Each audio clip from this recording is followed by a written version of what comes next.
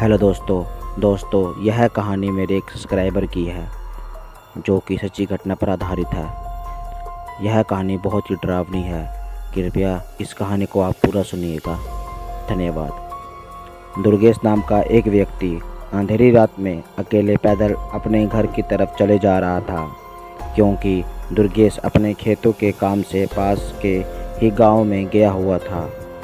पर उसे वहां से वापस निकलने में ही लगभग रात के 9 बज गए थे और इसी वजह से दुर्गेश ने सोचा कि खेतों के बीच से जो रास्ता जाता था उसे जाना ही सही समझा, क्योंकि खेतों से जो रास्ता होकर जाता था उसे दुर्गेश के घर जाने में समय बहुत कम लगता था।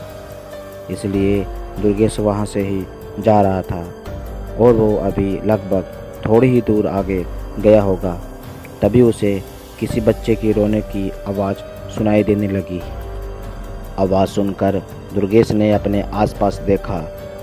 आसपास तो कोई नहीं था, पर उसे आवाज़ इतनी तेज़ और सफाई सुनाई दे रही थी कि उसे ऐसा लग रहा था कि कोई बच्चा आसपास ही रो रहा हो, पर उसे आसपास कोई नहीं दिखा रहा था।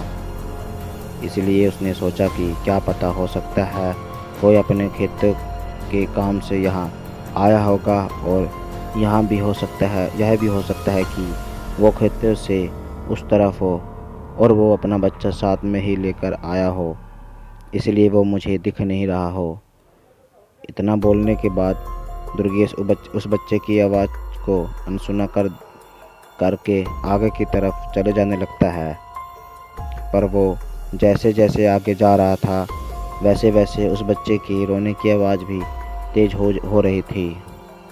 इसलिए दुर्गेश ने सोचा कि जिस तरफ से आवाज़ आ रही है, क्यों ना एक बार उस तरफ देखकर आता हूँ कि कहीं किसी को मेरी मदद की ज़रूरत तो नहीं।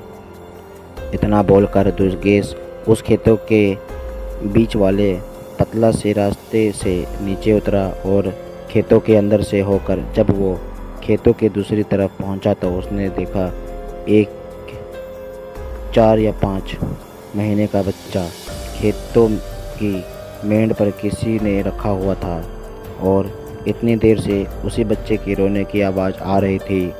और हैरानी की बात तो यह थी कि उस बच्चे के आसपास कोई नहीं था।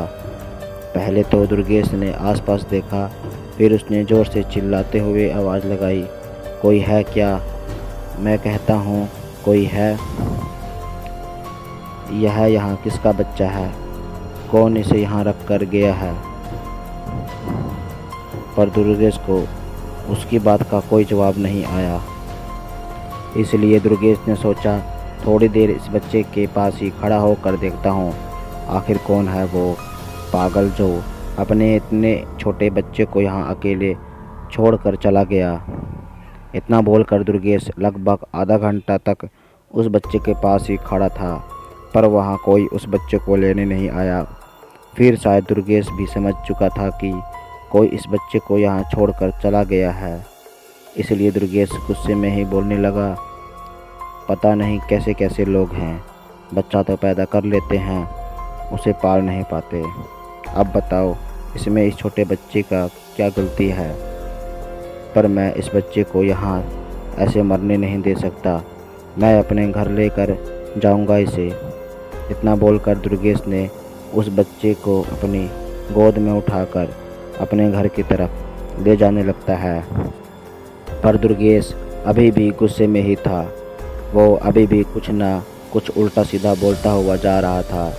पर तभी उसे ऐसा लगने लगा जैसे उस बच्चे का वज़न बढ़ रहा हो।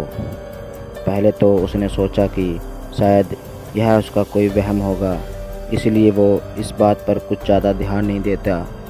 पर वो जैसे जैसे आगे जा रहा था वैसे वैसे उस बच्चे का वज़न भी बढ़ते जा रहा था और उस बच्चे का वज़न इतना हो गया था कि अब उससे वो 4 या 5 महीने का बच्चा भी नहीं उठ रहा था। पर तभी दुर्गेश ने उस बच्चे के पैरों की तरफ देखा तो उसके अंदर एक डर की हवा सी चलने लगी, क्योंकि उसने देखा उस बच्चे के पैर अब इतने बड़े हो गए कि वो बस ज़मीन में टच होने वाला ही था।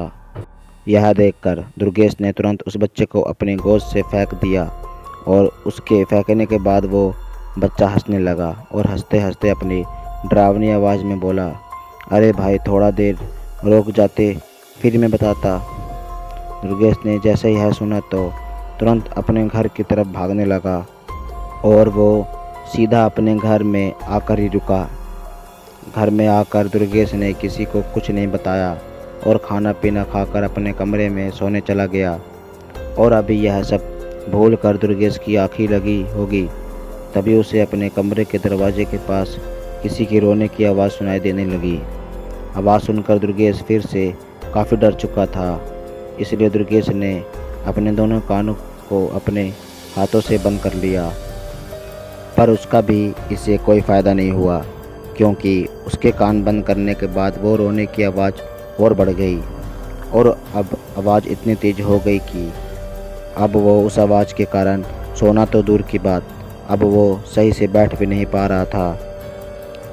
और इसी के चलते दुर्गेश हिम्मत करते हुए अपने बिस्तर से उठा और दरवाजे की तरफ गया और जैसे ही उसने अपने कमरे का दरवाज़ा खोला तो उसे बाहर कोई नहीं दिखा।